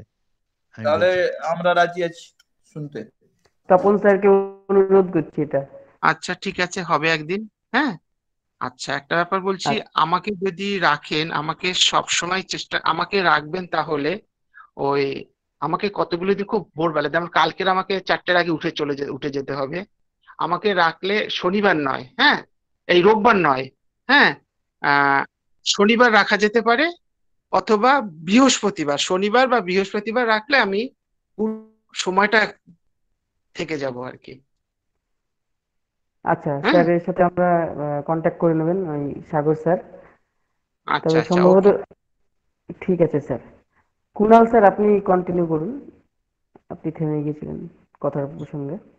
রিপন স্যার, একটা কথা বলছি যে এই যে মানে এই সিনথেসিসে এমন লোকও দেখেছি যাদের 5টা 6টা রকমের ওষুধ দেয় না, উত্তরাধিকার সূত্রে তার বাবাও দিত, সেও দেয়। সে সে হচ্ছে মানে এখন হোমিওপ্যাথির হচ্ছে মুখপাত্র, বুঝলেন তো? ও কি বলে লাভ নেই। সে মুখপাত্র 5-6টা দেয় রে, তুই আন্দাজ করতে পেরেছিস উত্তরাধিকার সূত্রে দেয়। তবু তার বাবা ভালো ছিল, তার কাছে শিখতে চেয়েছিলাম, তিনি আমাকে বলেছিলেন আমি সিঙ্গেল বলি বটে কিন্তু সিঙ্গেল করি না। হ্যাঁ, এটা পার্থ হাসছে, পার্থ বুঝে গেছে। এবার না না, এটা সবাই বুঝে গেছে। আরে আমি অনেক কিছু দেখছি রে। স্যার আমি মানে ভেরি এটা যে আপনি বলছেন স্যার, এখানে জুমের মধ্যে যারা আছে স্যার অনেকেই কিন্তু বুঝে যে এফজিএম এর কথা। আচ্ছা স্যার, অন্য কথা বলতে চাচ্ছি না স্যার। আরেকটা কথা বলছি, আরেকজন আছে, তিনি এখন মায়াজাল নিয়ে বই লিখেছেন, তিনি গোল্ড মেডেলিস্ট। এই গোল্ড মেডেলিস্ট বললে আমি বিরাট ভয় পাই এখন। তিনি আবার পেকটেন বলে একটা ওষুধ, মানে পেটেন্ট ওষুধ ব্যবহার করতেন। সেটা কিসের জন্য? না, এপিগাস্ট্রিক পেনের জন্য। সে পেশেন্টের সেই প্রেসক্রিপশন আমি পেয়েছি নিজে হাতে, আমি তো তাজ্জব হয়ে গেছি। হ্যাঁ, তা সেটা বলে তো লাভ লাভ নেই। ওই জন্যই ব্যাপার হচ্ছে যে হাজার হাজার পাতা লিখলেই যে সে বড় লেখক হবে তা নয়। হোমিওপ্যাথিক্যালি একটা পাতা লিখতে গেলে জিভ বেরিয়ে যাবে। যাই এবং হোক, অনেক হ্যাঁ, এটা অমর, এটা যদি আমরা বলতে যাই যে তাহলে ঠকবাজতে গা উজাড় হয়ে যাবে। আমাদের গা উজাড়ের দরকার নেই। আমাদের শিক্ষামূলক আলোচনা হোক, যাতে আমরা শিখতে পারি, জুনিয়র ডাক্তাররা শিখতে পারে, সেগুলোই বেশ। এখনো সবাই জেনে গেছে হোমিওপ্যাথি কোথায় রয়েছে, কোথায় কে কি করছে, এটা জুনিয়র সিনিয়র সবাই জেনে গেছে। শুধু জুনিয়রদেরকে রাখতে হবে কলেজে পড়বার সময়। কলেজে এমন ভুলভাল পড়ানো হয়, শোন, আমি এই অনলাইনে যখন ক্লাস হচ্ছিল, আমার মেয়ে তো এখন জানিস ডিএইচএম এর থার্ড ইয়ার, বিএইচএমএস এর, হ্যাঁ, ওদেরকে ও বলছে বাবা দেখো কি ভুলভাল পড়াচ্ছে। সিডেন্টারি লাইফ কি পড়াচ্ছে জানিস? যে সবসময় একা থাকে, company aversion to, that is sedentary life পড়াচ্ছে। আর আমাকে মেয়ে বলছে বাবা শোনো কি বলছে। হ্যাঁ, আরে এই হচ্ছে পড়ানোর অবস্থা। এনআইচে রেপার্টারি পড়াচ্ছে সে, আমাদের ওই ইয়েতে বউবাজারে, তাকে আমি ধরেছিলাম।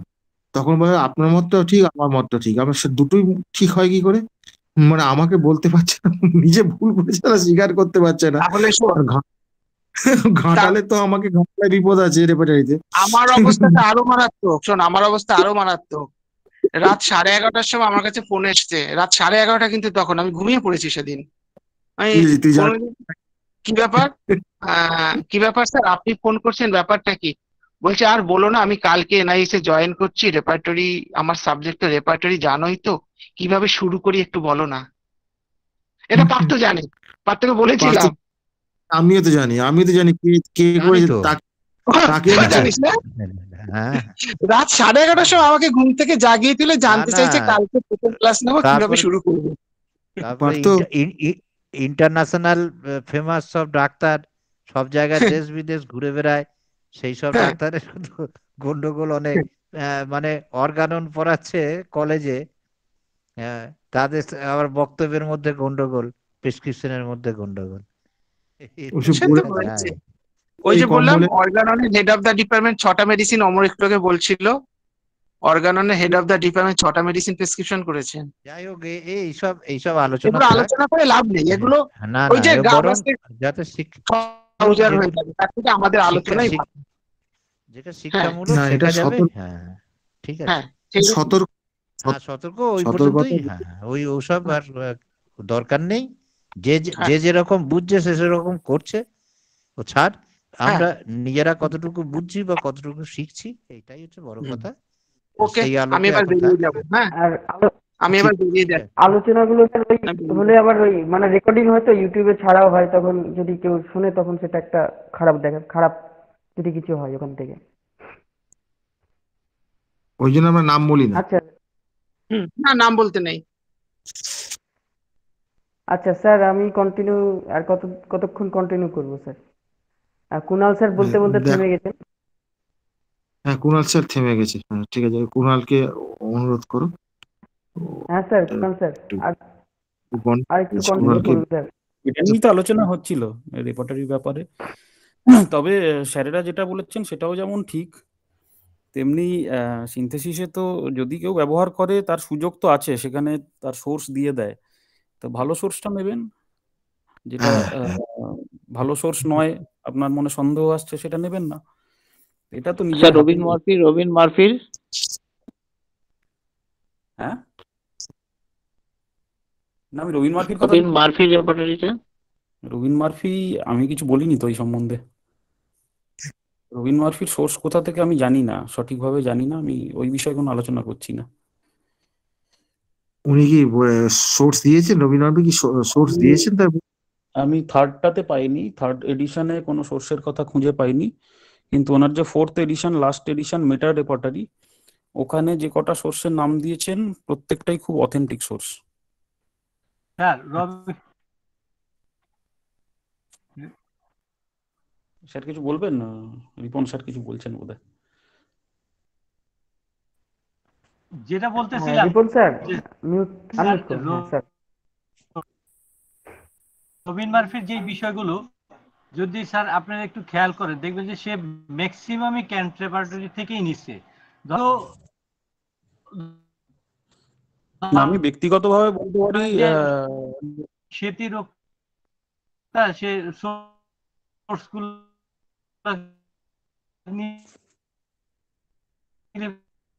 কিভাবে স্যার আপনার কথাগুলো শোনা আমরা যাচ্ছে না। যেমন পাইছি রিলেশন মধ্যে সাবমিট করে দিছে, ঠিক এইভাবে কিন্তু সে বিভিন্নভাবে ছাঁকনিতে ছেঁকে ছেঁকে আলাদা আলাদা করে দিচ্ছে, এই আর কি।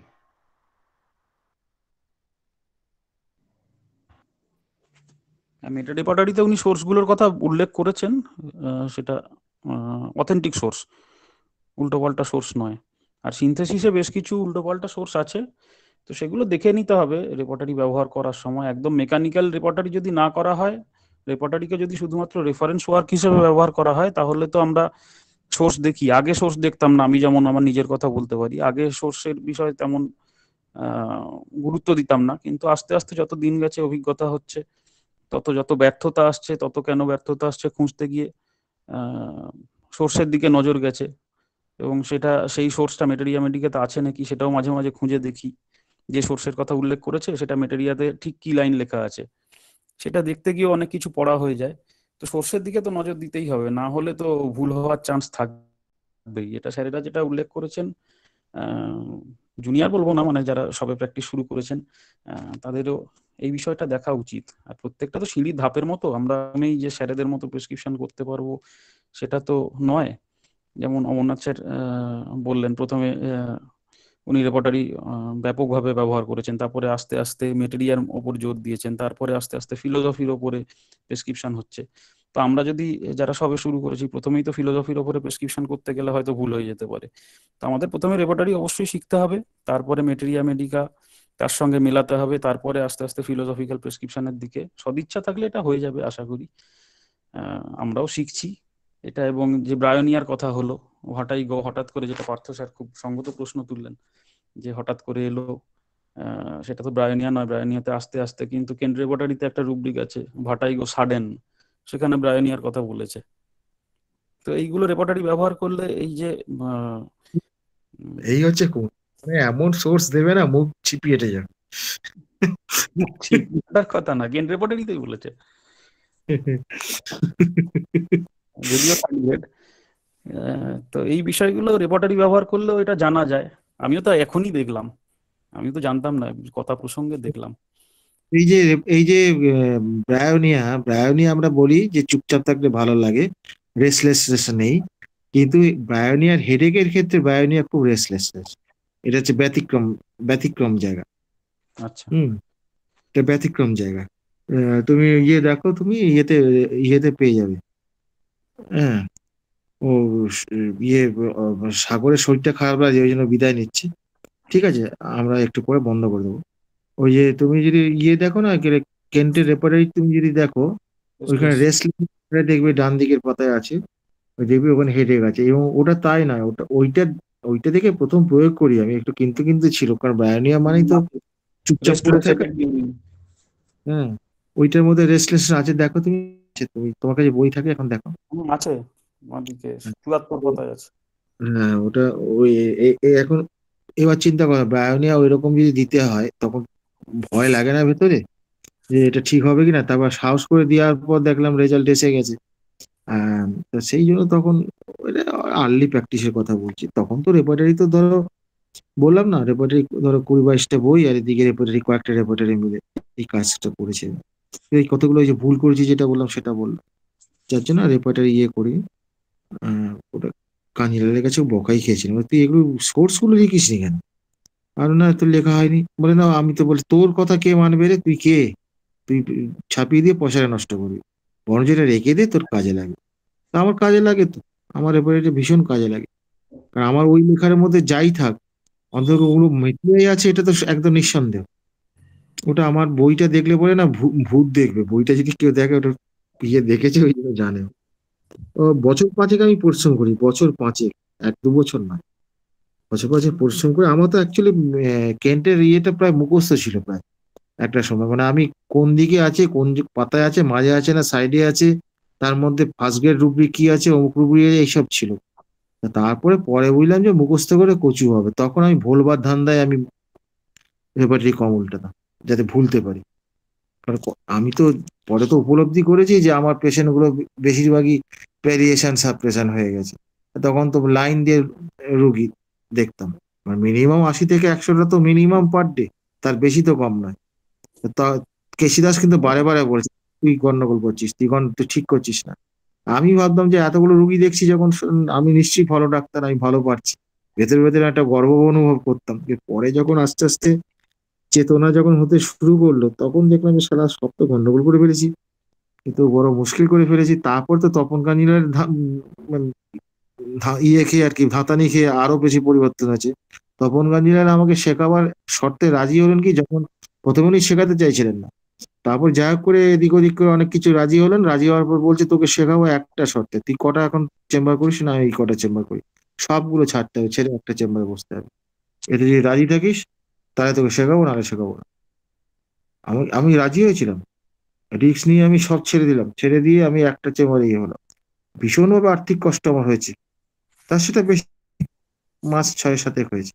তারপর আস্তে আস্তে ইমপ্রুভ হতে হতে, তারপর তো এখন অনেক বেটার জায়গায় চলে আসে পরে। আমি বুড়ো বয়সে আবার অনেক গেছি, একটা কুণাল থেকে স্যারের অনেক কথা উপরে শুনি একটু। হ্যাঁ, ঠিক আছে। হ্যাঁ, হ্যাঁ, সরি না সরি না, সরি। আর কিছু বলার নেই স্যার। আরেকটা জিনিস বলা যায় যেটা ভার্টিগো সাডেন ব্রায়োনিয়া, হ্যাঁ, খুব ভালো সংযোজন করেছেন আপনি, ঠিক, যেটা অমরও অ্যাপ্রিসিয়েট করলো, আমিও করছি।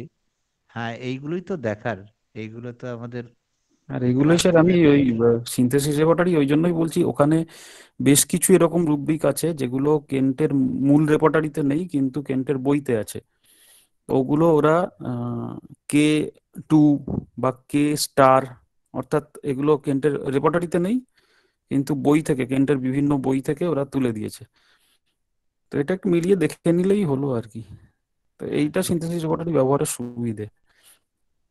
আর স্যার এত রেপার্টারি ব্যবহার করেছেন বলেই উনি মেটেরিয়া মেডিকাতে এতটা সুপণ্ডিত হয়েছেন, আমি সেটা মনে করি। মানে রেপার্টারি প্রথম জীবনে ব্যবহার করলে মেটেরিয়ার বিভিন্ন অ্যাঙ্গেল গুলো, বিভিন্ন মোডালিটিস গুলো পেশেন্ট দেখার সঙ্গে মিলিয়ে নিলে সেগুলো ব্যবহার করা যায়। তারপরে অবশ্যই একটা প্রেসক্রিপশনের অ্যাঙ্গেল তুলনামূলক, আলাদা হয়ে হ্যাঁ, যাক না, ঠিক তুলনামূলক ঠিক যে ঠিক। হ্যাঁ এই ব্যাপারটাই। তো রেপার্টারি প্রথম থেকেই ব্যবহার করব না এটাও আমার মতে ঠিক না। রেপার্টারি ব্যবহার করা দরকার, কিন্তু তার যে লুপ হোলস গুলো আছে, তার কোন জায়গাটা গেলে ঠেকবে, কোন জায়গাটা দরকার, এই বিষয়গুলো একটু জানলেই, যেটা তপন স্যার আলোচনা করবেন, আপনারাও আলোচনা করছেন বারবার, এইটা জানা দরকার, এটাই বলার। আচ্ছা, এখন ত্যাগ করার, প্রশ্ন আছে। যার কিছুই আচ্ছা, নেই সে কি ত্যাগ করবে? আগে অর্জন করতে হবে, তবে তো ত্যাগের প্রসঙ্গ। হ্যাঁ স্যার, সেটাই আসলে এক্স্যাক্টলি। জ্ঞান যোগে যাওয়ার পরে তখন সব কিন্তু ছেড়ে দেবে, যখন তখন ভক্তি যোগে চলে আসবে। কিন্তু জ্ঞান যোগটা কিছুই শিখলো না, সে ভক্তি যোগও তার টান থাকবে না। ঠিক এইটা ঠিক। হলো, হ্যাঁ, আগে আগে শাস্ত্র পড়তে হবে, তারপরে ভুলতে হবে, তখন কিন্তু একদম ডিভোশন, ফুল ডিভোশন এই জায়গাটা। এটা রিপন স্যার খুব ভালো বোঝেন।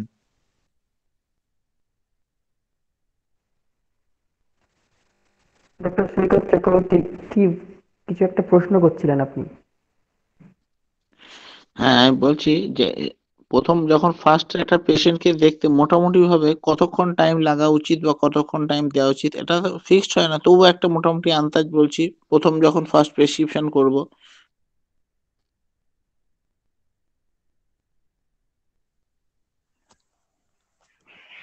এটা অন্য স্যারই বলুন না আমার বলার থেকে। কমপক্ষে 2 থেকে 3 দেখ- ঘন্টা। দেখুন, যত বুড়ো হচ্ছি আমার সময় বেশি লাগছে, আমি কি করি বলুন তো? আমার তো যত বুড়ো ঠিক 2 ঘন্টা লেগে যায় স্যার আমার।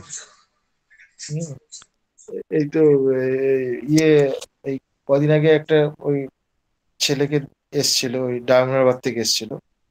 তো সেই ছেলেটাকে ও হচ্ছে বায়োকেমিক পাস, বায়োকেমিক্স। তা ও ছেলেটা এসছিল, তা ওর কমপ্লেনের জন্য। তা ওকে আমি সব একটু বলে দিয়েছিলাম যে মোটামুটি টেলিফোনে আমি একটু ইয়ে করে নাও, মোটামুটি এই ইয়েগুলো আগে তুমি লিখে ফেলো, তা তুমি আসলে পরে আমার সময় আমার ইয়ে হবে। এইবার সে তো লিখে নিয়ে এসে পাতা চারেক ধরে, তার মধ্যে যেগুলো দরকার সেগুলো আমি খাতার মধ্যে লিখে দিয়েছি, যেটা দরকার নেই কেটে দিয়েছি। কেটে দিয়ে তারপরে 3.5 ঘন্টা লেগেছে। সে আমাকে লাস্টে বলছে, "স্যার," বলছে, "আমি তো ভাবতে পারি না একটা রুগী দেখতে এত সময় লাগে।" স্যার সে তাকে হ্যাঁ স্যার একটা আমার অভিজ্ঞতার কথা বলবো স্যার। হ্যাঁ বল। স্যার গত বছরে আমি ভৈরবে মানে ব্রাহ্মণবাড়িয়া কলেজের টিচার, ওনার মাধ্যমে এক রুগী আমি দেখলাম স্যার। সেই রুগী দেখতে দেখতে আমার প্রায় 8 মাস সময় লেগেছে তাকে ওষুধ দিতে, এবং শেষ পর্যন্ত ওষুধ দিতে এই রুগী ভালো হয়ে গেছে স্যার। সেটা হচ্ছে জিজ্ঞাসার ভয়ে ভালো হয়ে গেছে। না না না স্যার, জিজ্ঞাসার ভয় না, রুগী এত পরিমাণ মানে অবস্থা খারাপ ছিল আর এত পরিমাণ ওষুধ খাইছে নিজে থেকে শুরু করে, আমি তাকে প্লাসিবো দিয়েই গেছি স্যার। আর কেস টেকিংটা অবজার্ভ করতেছিলাম স্যার, কেস টেকিং যেটা করছি। এবং 8 মাস পর্যন্ত আমাকে ফরিদ নামে একজন লোক ছিলেন যিনি এই পেশেন্টটাকে নিয়ে আসছিলেন। তিনি বললেন যে স্যার আমি কি তার ফাইটামি দিব? আমি বলছি রুগী ভালোর দিকে যাচ্ছে, তাইলে অন্য কিছু চিন্তা করতেছেন কেন? রুগীর অবজারভেশন আমি প্রত্যেকটা টার্মে আমি নোটে ছিলাম। তার মানে আমার ফার্স্ট প্রেসক্রিপশনে কিন্তু স্যার 8 মাস লেগেছে স্যার। রিপন স্যার আমার 6 মাস লাগছিল। শেষ পর্যন্ত ওষুধ দিতে পারিনি। 8 মাস ধরে কি পয়সা নিয়েছেন? 8 মাস ধরে কি পয়সা? হ্যাঁ 8 মাস ধরে পয়সা নিয়েছেন তো? 8 মাসের মধ্যে আমি স্যার তার ওষুধ দিতে পারিনি। পয়সা নেননি তো স্যার ওই একবারই আমি ওষুধ নিই তো পরে স্যার, আমি পয়সা নিব কেন? তারা আমার সাথে শুধু কনসাল্ট হয়েছে স্যার, প্রথমবারই নিছিলাম। ওই তো পয়সার দরকার। চিকিৎসাটা তো আপনি করলেন, চিকিৎসা তো আপনি করলেন, প্রথম দিনই টাকাটা নিয়েছিলাম। দিতে হবে না? না, প্লাসিবো দিতে হবে। তা আমি তো ওই কাজী সাহেবের আম বাগানে ওই যে ওই হাতির পিঠে চড়ে কাজী সাহেব বললেন যে আম চিনবো কি, তো ভাবছিলাম ওটা কাঁচা আম না পাকা আম না কুশি আম। কাজী সাহেব জি বলেন, চিনবেন কি করে? স্যার আমার স্যার একটা রুগীতে 6 মাস ফাইটাম খাইতে হয়েছিল, কিন্তু 6 মাসের ভিতর দিকে রুগীটা অনেক আস্তে না না, আস্তে এই যে রিপন স্যার যে বললেন ওই একবার মাত্র ভিজিট নিয়েছেন, আর এতবার যে তিনি কনসাল্ট করলেন, তা এতবার কনসাল্ট করলেন, সে পয়সাটা যাবে কোথায়? না দিও। আমার ভাই উৎপল চৌধুরী, ওই যখন রুগীতে বলে এইটুকু ওষুধ দিয়ে এত পয়সা নিচ্ছেন, তো উৎপল একটা খুব সুন্দর কথা বলে, ওর কাছেই আমার শেখা, যে তোমাকে ওষুধটা ফ্রি দিয়েছি, তোমার সাথে যে আমি যে এত কখন দিলাম, আমাদের যে তা আমাদের নলেজের দাম নেই? তোমার সাথে যে শেয়ার করলাম, তোমাকে চিকিৎসা করছি, তা এর দামটা কে দেবে? এইটা হলো সেইটার দাম দিলে, আর ওষুধটা তোমাকে ফ্রি দিয়েছি। স্যার আমি বলি সময় পয়সা নেবো না, এটা জেএন কাঞ্জিলাল বলতেন, কনসাল্টিং চার্জটা কিন্তু নিতে হবে। কনসাল্ট করেছো তার নিতে হবে। আর রুগী যদি এইটা তাহলে চলবে কি করে? আমাদের তো প্রফেশন, আমরা রুগী চিকিৎসা করব ঠিকই, কিন্তু আমরা যদি পয়সাটা না পাই তাহলে কিন্তু আমাদের রুগীর প্রতি সেই দরদটা কতকাল থাকবে আমার প্রশ্ন, আমার তো থাকে না। স্যার বিষয়টা সেই জায়গায় না, একটা গ্রুপ অফ পিপলকে আপনি যদি তৈরি করতে চান, এই যে ধরেন যে আপনারা রাত জেগে বসে আজকে হোমিও দর্পণে কাজ করতেছেন, এর পিছনে কিন্তু একটা শ্রম যাচ্ছে। এখন যদি বলেন যে আমি এখানে শ্রম দিব কেন, আমার কনসালটেন্সি কোথায়, তাইলে কিন্তু হবে না স্যার।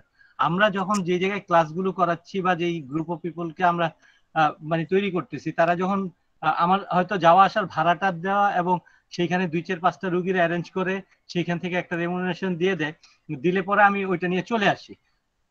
হ্যাঁ, আমরা ততবারই কিন্তু তারা সেই জায়গাটা আমাদেরকে এনশিওর করতেছে।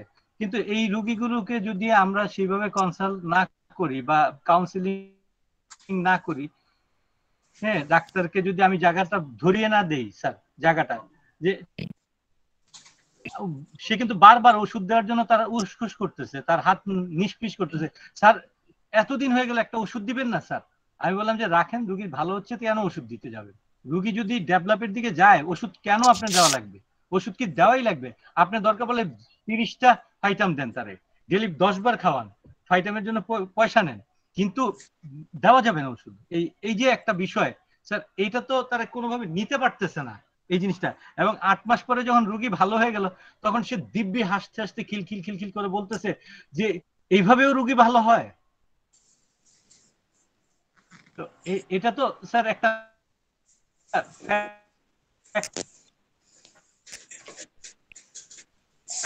আমি একটু বলে নি, আমি রেস্টে যাব। ওই সৈকত বাবুর প্রশ্নের উত্তরে একটা লাইন যোগ করতে যাই, যতক্ষণ না আমরা সমুদ্র মন্থন করে মুক্তর সন্ধান না পাবো ততক্ষণ আমরা রোগীকে ছাড়বো না। কারণ যখন আমার এই ওষুধটা এসে গেছে ততক্ষণ পর্যন্ত আমরা সমুদ্র মন্থন করতে থাকবো, সিমটম কালেকশন করতে হবে, তার মানে মনোভাব বা তাকে চিনতে হবে, না হলে কিন্তু হবে না, না হলে মেকানিক্যাল হবে। এই মানিক বাবু, এইটাই হচ্ছে মূল। এখানেও একটু ভুল হচ্ছে। জি স্যার, ভুল আপনার হচ্ছে স্যার। হ্যাঁ, ভুলটা কোন জায়গায় হচ্ছে সেইটা একটু বলি। এটা অমর অনেকবার বলেছে।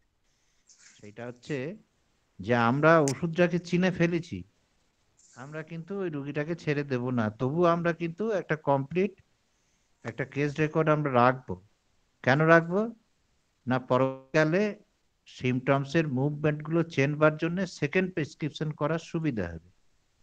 এই জন্যে আমাদের কিন্তু ওই প্রথমেতেই একটা কর্নিক কেস রেকর্ডিং যখন করব, তখন কিন্তু একটা আমাদের টোটাল কেস রেকর্ডিংটা করে নিতে হবে। হ্যাঁ, সেটাই তো বলছি আর স্যার, হ্যাঁ হ্যাঁ হ্যাঁ, যতক্ষণ টোটাল না পাচ্ছি না না, আমরা কিছু ওষুধ স্যাটিসফ্যাকশন পেয়ে যাব। গেলেও, ওষুধ চিনে ফেললেও, আপনি বুঝে গেছেন এটা ন্যাট্রাম, তবুও তার আরো আনুষঙ্গিক যে লক্ষণগুলো আছে এগুলো আমরা নোটবন্দি করব। আর এর রিপন স্যারের কথাই বলি, এই আমরা যে রাত জেগে করছি এটা কিরকম জানেন তো?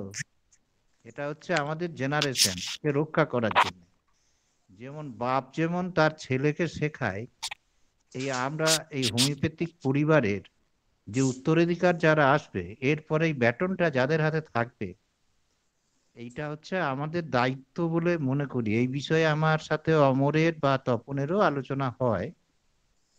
তা আমাদের মোটিভেশন হচ্ছে এইটাই, যে আমাদের পরবর্তীকালে এই হোমিওপ্যাথিটাকে আমরা একটা নিজস্ব পরিবার বলে মনে করি, এবং এইটা ধারাবাহিকভাবে যাতে না একদম দস্যুদের দ্বারা ছিনতাই হয়ে যায় আর কি, এটা রক্ষা করার জন্য, এর আব্রু রক্ষা করার, পরবর্তী প্রজন্মকে ঠিকভাবে গাইড করার জন্য এই স্বার্থে কিন্তু এই উদ্যোগ। এটাই তো আমার মনে হয়। এখন অমর কি বলে, অমরের কাছ থেকে শোনা যাক। স্যার ধন্যবাদ স্যার, এটা একেবারে যথার্থ, মানে আপনি যথার্থ বলছেন স্যার, যে একটা প্রজন্ম ধরে দেখেন। আমি মানে কথাটারে আপনি বলার সাথে সাথে আমার হঠাৎ করেই মানে আমার আপনি যদি অন্যভাবে না নেন তাহলে আমি কোরআন থেকে একটা কথা বলতে চাই, যে সেই জায়গার মধ্যে ইব্রাহিম আলাইহিস সালাম এবং ইসমাইল আলাইহিস সালাম যখন কাবার প্রাচীর নির্মাণ, সেই জায়গায় সে দোয়া করলেন যে এদের মধ্যে একটি বংশধারা তুমি রেখো যারা সর্বদা তোমার প্রতি সমর্পিত থাকবে। হ্যাঁ, আর এদের মধ্য থেকেই এদের একজনকে আমার বার্তাবাহক তোমার বার্তাবাহক হিসাবে প্রেরণ করো। এই যে একটা বিষয় স্যার, যে একটা ধারা কিন্তু থাকতে হবে যেটা হেনিমিনিয়ান, সেই ধারাটাই যতটাই বিকৃত হোক, যা কিছু হোক, তার মধ্যে একজন মেসেঞ্জার কিন্তু স্যার আসবেই, যে ওটাকে আবার রিশাফলিং করবে। কেন? সাধু সাধু, দারুণ কথা।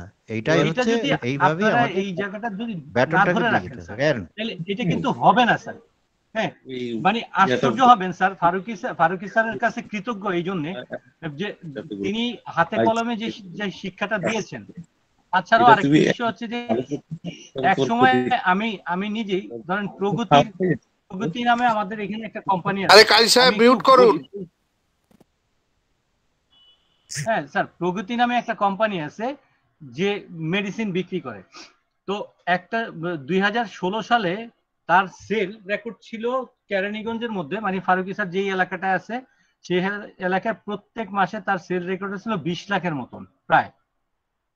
তো মানে আজকে বর্তমান এখন তো তার রেকর্ডটা বাড়ার কথা, কিন্তু না, আমি এই যে 2021-এর দিকে মানে এই লকডাউনে তো হোমিওপ্যাথির মানে অসাধারণ সেল, এটা তো বলা যাবে না। প্রত্যেকটা কোম্পানির একেবারে খুব বড় মাপের একটা অবস্থা। সে তার মধ্যে তার সেল রেকর্ড হচ্ছে মাত্র 3 লাখ স্যার। 3 লাখ থেকে 5 লাখের মধ্যে আপ ডাউন করে 20 লাখের সেল নিচে নেমে গেছে। অর্থাৎ কি বোঝা যাচ্ছে? অর্থাৎ প্যাটার্ন মেডিসিন এবং আদার্স মেডিসিনের সেলটা নিচে নেমে গিয়ে এখন কেরানীগঞ্জের ম্যাক্সিমাম ছেলেদের হাতে কিন্তু স্যার 50 সিভিল মেডিসিন। আর 50 সিভিল মেডিসিনের ক্ষেত্রে দুটো সুবিধা। একটা সুবিধা হচ্ছে যে তাকে মানে একবার ওষুধ প্রিজার্ভ করলে আর দেখা যায় যে মানে 14 জেনারেশনের ওষুধেই রাখতেছে না, সেই ওষুধগুলোরই তারা ডাইলেশন করে নিজেরাও বানানো শিখে গেছে। ফলশ্রুতিতে দেখা যাচ্ছে যে তার ইনভেস্ট কম এবং রোগীর সেবা দেওয়ার ক্ষেত্রে তার এই যাতনাটা কম এবং হিউজ পরিমাণ ওষুধও তার কাছে আছে। যেমন আমরা হোমিও ইন্টারন্যাশনাল থেকে যেটা মানে শ্রীকান্ত চৌধুরী ওই জায়গা থেকে মনে করেন যে প্রায় 600 ওষুধ আমরা কালেকশন করে নিলাম M1 নিয়ে, কিন্তু আমরা সবাইকেই মানে ওই M2 এর লিকুইড বানিয়ে ওষুধ দিয়ে দিলাম। এমন ভাবে দিলাম যে প্রত্যেকের কাছেই কিন্তু ওষুধের একটা ব্যাপার এবং এই ওষুধটা কিভাবে তারা ব্যবহার করবে সেই দিকটা কিন্তু আমরা হাতে কলমে একটা শিক্ষা দিয়ে দিলাম। ফলশ্রুতিতে তারাও দেখলো যে এইখানে তো আমার সাফল্যের জায়গাটা অনেক বেশি হচ্ছে এবং মানে ইনকামটাও ভালো হচ্ছে। কিন্তু একটা জিনিস হচ্ছে যে সেটা হচ্ছে যে তাদের প্রত্যেককে কেস টেকিং করার ক্ষেত্রে খুব সাবধানতা অবলম্বন করতে হচ্ছে এবং বেশ অনেক সময় নিয়ে করতে হচ্ছে। এইটুকুই জাস্ট যার কারণে কিছু কিছু মানুষ হয়তো এই লাইনটা আসতেই চায়নি, আবার কেউ কেউ এই লাইনটা ধরেছে, তো খুব ভালোভাবে ধরেছে, এই আর কি স্যার। কোন সময় আর্সেনিক বিক্রি হয়েছে, সবাই দোকানে শুধু আর্সেনিকের জন্য লাইন দিচ্ছে।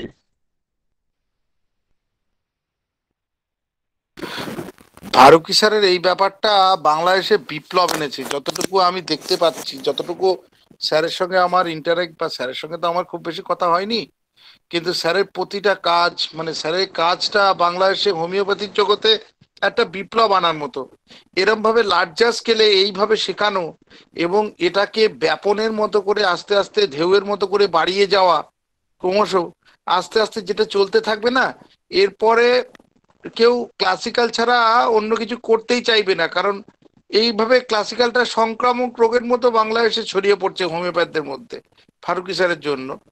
এবং স্যারের যে ব্যাপক প্রচার এবং আপনারা যারা ব্যাক পার্টি আছেন, আপনারা যেভাবে গিয়ে মানুষদেরকে এই ব্যাপারে জাগ্রত করছেন হোমিওপ্যাথদের, যে আপনারা ক্লাসিক্যালে আসুন এবং তার সঙ্গে ভালো করে এই যে কেস টেকিং করুন বা রেক্স অ্যান্ড রোক্স নিয়ে যে আপনারা যে প্রচারটা দিচ্ছেন, এই প্রচারটা মানে ওয়ান ডে বাংলাদেশের কেউ ক্লাসিক্যালের বাইরে কেউ কিছু চিন্তাই করবে না।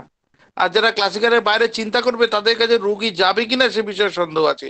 সবাই বলবে আমাকে একটা মেডিসিন দিন বা দুটো মেডিসিন দিন, কেউ আর পেটেন্ট নেবে কিনা সে বিষয়ে সন্দেহ আছে।